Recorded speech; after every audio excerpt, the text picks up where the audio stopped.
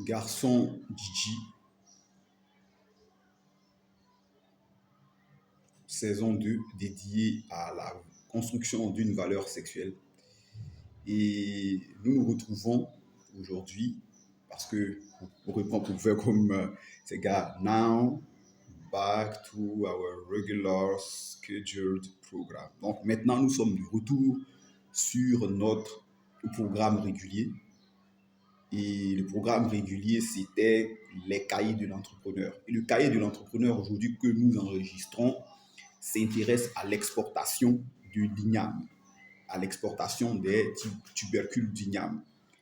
Beaucoup d'entre vous vont se poser la question de savoir est-ce qu'on peut exporter, nous qui sommes en Afrique noire, est-ce qu'on peut exporter les tubercules d'igname? Quelle est l'utilité de la tubercule d'igname ou bien de l'igname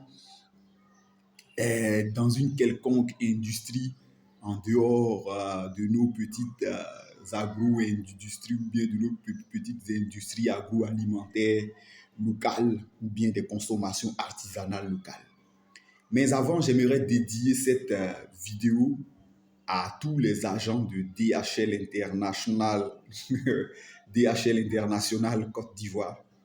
Voilà, je pense à tous les gars depuis les desks jusqu'aux entrepôts sous douane. Je pense comme je vais m'appesantir à citer quelques noms. Je pense à Serge et je pense à Kamina ou desk exportation. Je pense à Monsieur Abdoulaye Diarra ou au terminal de San Pedro. Mais pas qu'à cela, je pense également à ICD, Ivory, Cargo, Diaspora. Je pense aux gars de Cargo, Academy, Service. Je pense aux gars de Cabifina, SARL. Voilà, pour les mises au propre en termes d'exportation, c'est-à-dire pour avoir des colis exportés dans les normes ou bien dans les règles de l'art. Je vous ai cité pêle-mêle ici les leaders sur le marché ou les challengers les plus coriaces ou les plus costauds sur le marché. Voilà. Et donc, le sujet, c'est l'igname. Il faut savoir que l'igname est l'une des denrées les plus consommées en Afrique. Mais également que l'igname est une plante rampante de la catégorie des lianes qui se reproduit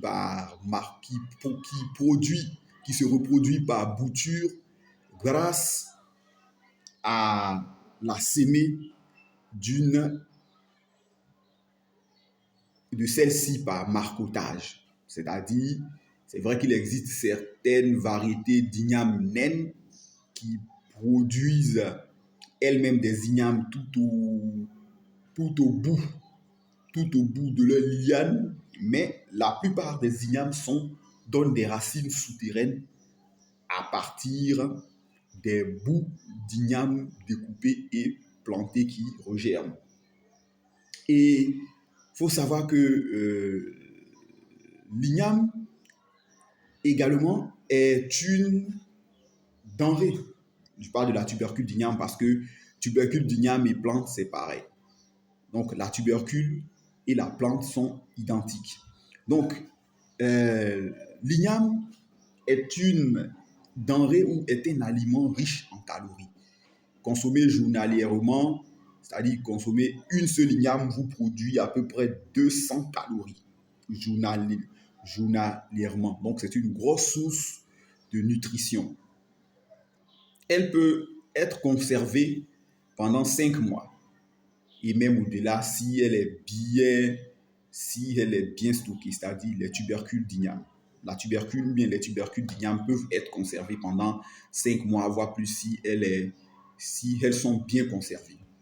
En Afrique, le Nigeria détient 76% de la production continentale, c'est-à-dire au Nigeria, on trouve 76% des ignames produites sur tout le continent. Et en 2004, sur 47 millions de tonnes métriques de tubercules d'igname produits dans le monde, l'Afrique, et surtout l'Afrique de l'Ouest, comme je vous ai dit, parce que c'est en Afrique de l'Ouest que c'est consommé, que c'est le plus cultivé, l'Afrique de l'Ouest détenait 96% de cette production-là, avec pour centre névralgique de cette production-là au Nigeria. Alors, au Nigeria, à peu près tous les États, je vais vous citer pêle-mêle quelques États, les États tels que les États de la Benue, de l'Oyo, du Nasarawa, de Sokoto, d'Abia, d'Anambra, du Delta, de l'Edo, d'Enugu, d'Ebonyi, du Niger. Parce qu'au Nigeria, il y a un État qu'on appelle l'État du Niger, c'est-à-dire l'État du Niger. Voilà. Donc, du Taraba, de l'Osun et du Plateau, l'igname constitue la culture vivrière la plus produite par tous ceux qui s'y, c'est-à-dire par tous les habitants de ces États-là qui s'intéressent à l'agriculture. Donc, généralement, pour ceux qui ne le savent pas, mais ce n'est pas mauvais d'apprendre, c'est à la fin de la saison des pluies, donc au début de la saison sèche, on va dire de décembre à janvier, la période qu'en Afrique on appelle l'harmattan, que les Blancs aiment appeler l'hivernage, qu'on commence à récolter l'igname parce qu'arrivé à cette période-là, elle a atteint le summum de sa croissance végétative. Et l'igname pousse sur des sols riches, mais drainants. Et donc, il faut savoir, parce que ce que nous ne savons pas, ou bien ce que certains ou nombreux d'entre nous ne savent pas, c'est que, je vais vous dire, parce qu'en entre-temps, j'ai pris des notes, c'est que l'igname est très importante. L'igname est très importante parce qu'elle est riche d'abord en hydrates de carbone et est riche en protéines, mais pauvre en glucides. Ce qui fait que c'est une importante source d'énergie nutritive, mais en dehors de cela, elle est utilisée dans la cordonnerie moderne. Ça veut dire quoi? Ça veut dire que la plupart des paires de chaussures que nous portons, la colle, il y a une sève, quand on découpe l'igname parfois, elle colle sur la peau. Il y a une sève que les industries fabriquant les chaussures ou bien que les industries fabriquant de la colle parviennent à récupérer. Et cette colle-là, c'est-à-dire, bon, cette sève maintenant qui est transformée en colle-là, est très utile pour pouvoir assembler les chaussures en dehors des coutures ou bien en dehors des surfilages sur les paires de chaussures. Et également dans la fabrication des cartons. Les cartons, c'est-à-dire ce genre de...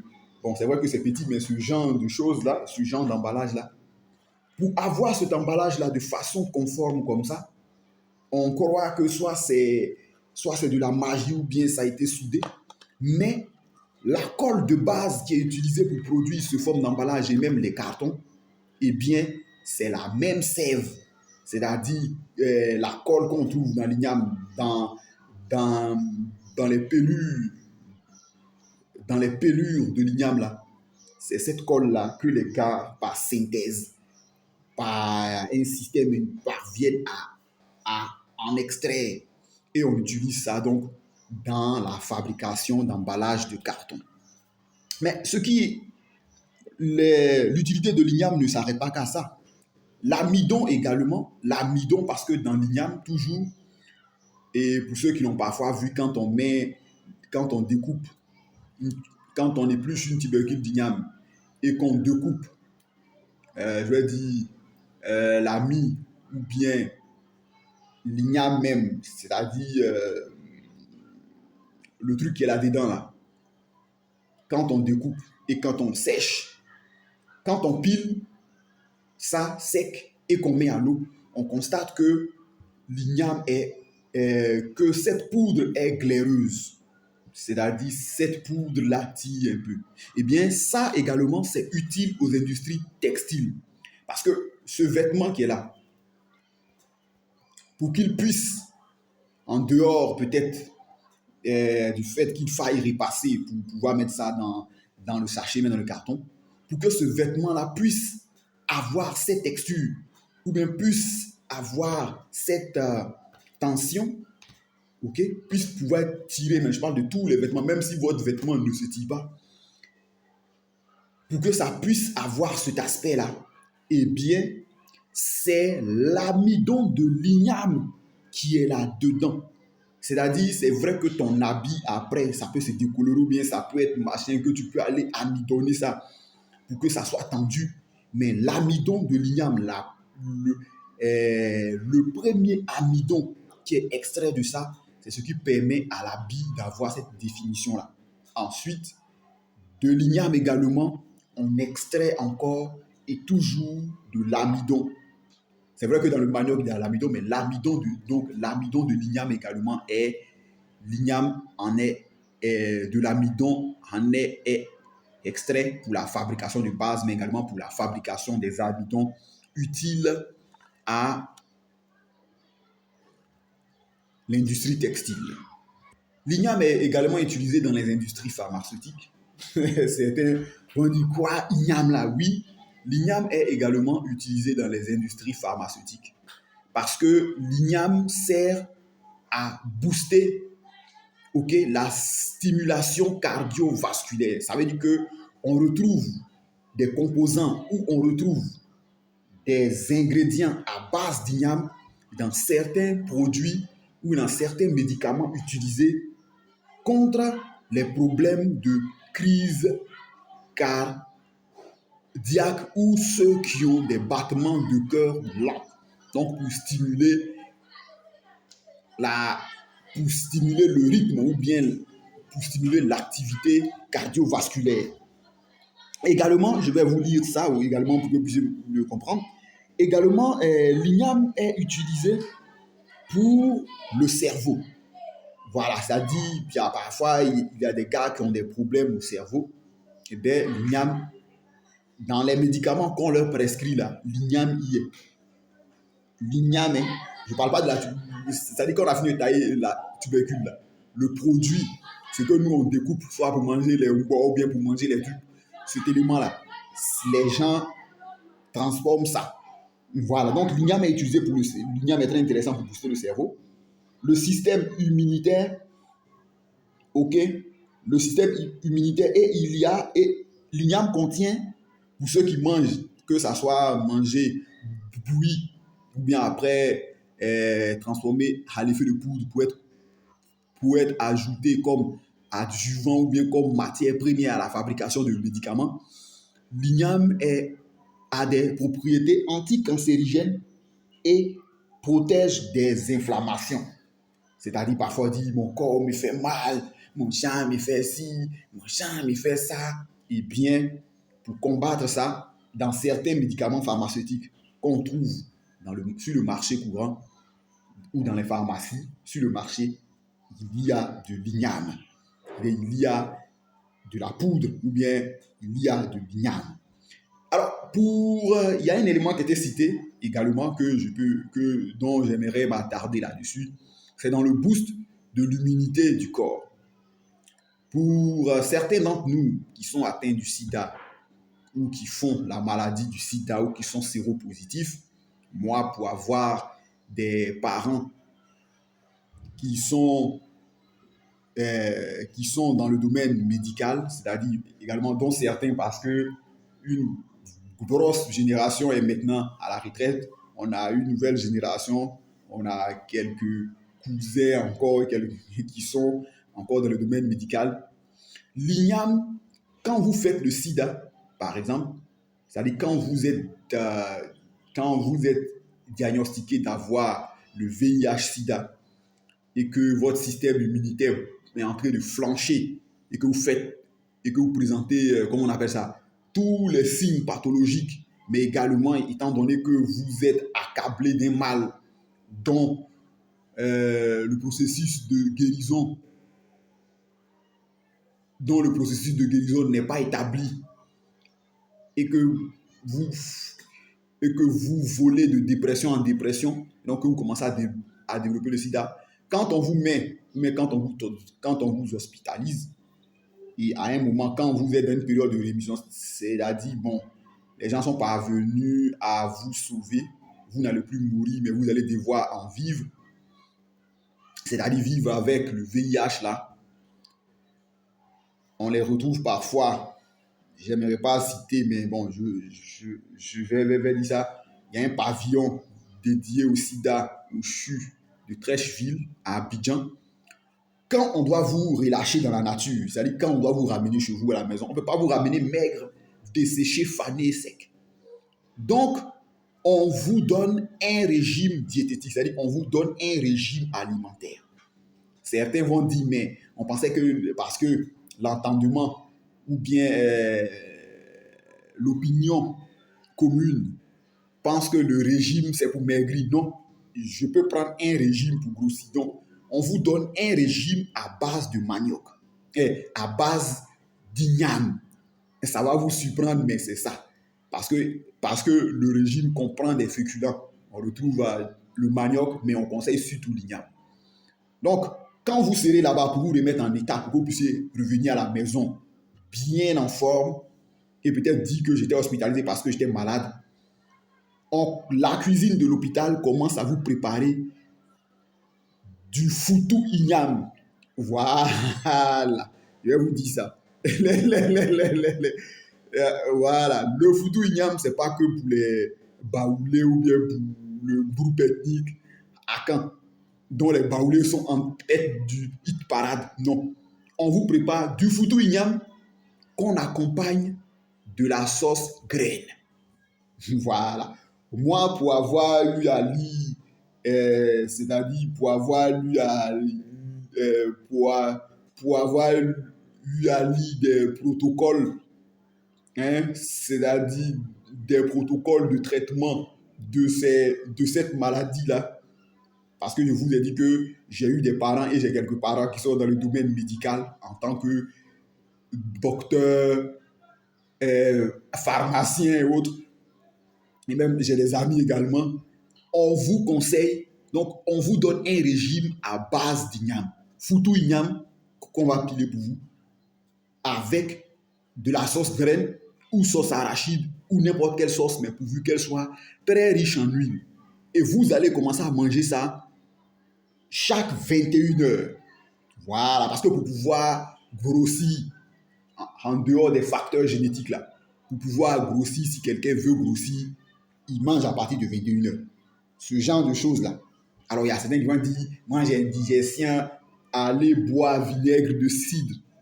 Voilà, ou bien buvez des boissons gazeuses pour stimuler les échanges entérogastriques au niveau de votre estomac pour vous permettre de mieux digérer.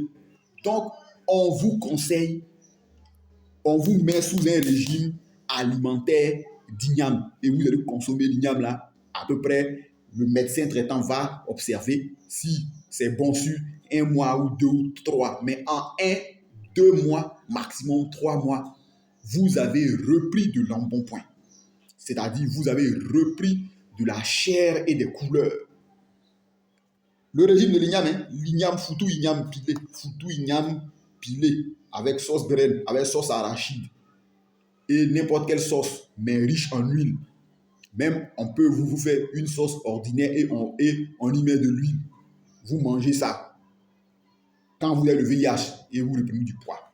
La même chose s'applique également pour tous ceux qui veulent prendre du poids. Foutou igname chaque soir à partir de 21 heures, sauce arachide, sauce graine, toute sauce contenant de l'huile. Voilà, toute sauce contenant de l'huile végétale. Il n'est pas dit de l'huile industrielle ou même d'aller prendre de l'huile de graisse. Non. Donc, vous prenez ça et vous reprenez des couleurs. À partir de ce moment-là, on peut vous laisser sortir du pavillon du pavillon dédié aux malades atteints du virus, du virus à VIH, pour parler comme les gens, ou bien atteint du VIH, voilà, du VIH-Sida. Donc, vous voyez que l'igname est quelque chose avec lequel il ne faut pas plaisanter. Voilà. Et donc, si vous êtes aux États-Unis ou bien dans d'autres pays où on ne peut pas envoyer les tubercules d'igname, puis le bout, bout, bout, bout, bout, eh bien, on va utiliser également l'igname là-bas. Toi, le malade, toi, le sidéen, toi, le séropositif américain, là, on va utiliser l'igname, soit de la poudre, il y a les machins qui se vendaient ici, je ne sais pas si ça existe encore, les bons foutous là. On dit igname prête à l'emploi, on met le truc, ça tourne, brou, brou, on fait la pâte, c'est bien formé, on te donne à manger. Toi aussi qui es aux États-Unis, qui es en Chine, au Japon, l'igname produite par un paysan ou exportée par un jeune africain va te servir là-bas. Donc, l'igname est quelque chose de très utile. C'est un très bon business. Voilà, en dehors de sa vente en Côte d'Ivoire. Voilà. Et je vous ai déjà parlé du Nigeria où 50%, je vous ai cité les États. Voilà. Donc, au Nigeria, 50% des agriculteurs à côté de là, ils ont leur champ d'igname. Peu importe la dimension de leur parcelle. Et donc, il existe plusieurs variétés d'igname. Donc, on a l'igname hake. Il y a un genre d'igname qu'on mange, on dirait que ce n'est pas bien cuit, il y a l'eau dedans. Ça, c'est ce qu'on appelle l'igname hake. On a le cocoyam. Voilà, il y a une igname. J'avais voulu même exposer les ignames ici, mais je me suis dit qu'on allait prendre trop de temps si je devais vous montrer chaque modèle. Mais il y a une igname qui a la forme de noix de coco. C'est ce qu'on appelle le cocoyam également. Les variétés que je cite sont un peu répandues partout en Afrique de l'Ouest, mais également dans les pays tropicaux. C'est seulement que les appellations locales, les appellations spécifiques locales changent. Également, on a l'igname jaune. Voilà, tout le monde connaît l'igname jaune. On a l'igname douce. Et je vous ai déjà cité, il y a une igname qui sort de haut, qui fond les pétous. Voilà, il y a une infinité, mais ce sont les variétés que je vous ai citées là. Ce sont les variétés les plus cultivées donc, et les plus exportées. Voilà, et les plus exportées. Voilà, mais la plus exportée, c'est-à-dire la plus demandée sur le marché de l'exportation, c'est l'igname douce. Voilà, c'est l'igname douce parce que elle est facilement pilable, c'est-à-dire on peut la piler facilement. Et également, elle a une grosse quantité poudreuse, c'est-à-dire quand on la sèche, on trouve en tout cas assez de poudre, tous les éléments que je vous ai cités là, l'amidon, la colle, en tout cas, on trouve beaucoup de colle, ou même beaucoup de substances adhésives, c'est le bon terme, beaucoup de substances adhésives à l'intérieur de cette variété d'igname là. Donc, maintenant, pour venir, c'est l'élément le plus clé. Pour avoir une bonne exportation, exemple de tous les proches, vos tubercules d'igname, je vais vous citer qu'est-ce que vos tubercules d'igname doivent avoir ou bien doivent être. Vos tubercules d'igname doivent être longues de 15 à 40 cm. C'est-à-dire les tubercules d'igname exportables que vous devez vendre à l'export doivent avoir une longueur de 15 à 40 cm. Ensuite, elles doivent avoir 3,5, c'est-à-dire 3 cm et demi à 4 cm et demi de diamètre. C'est-à-dire, quand on mesure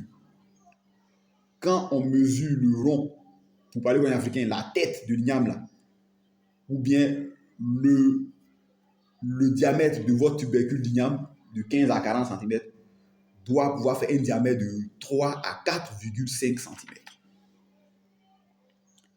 Il ne doit y avoir aucun duvet, ce qu'on appelle barbe d'igname, parce que quand on déterre, il y a parfois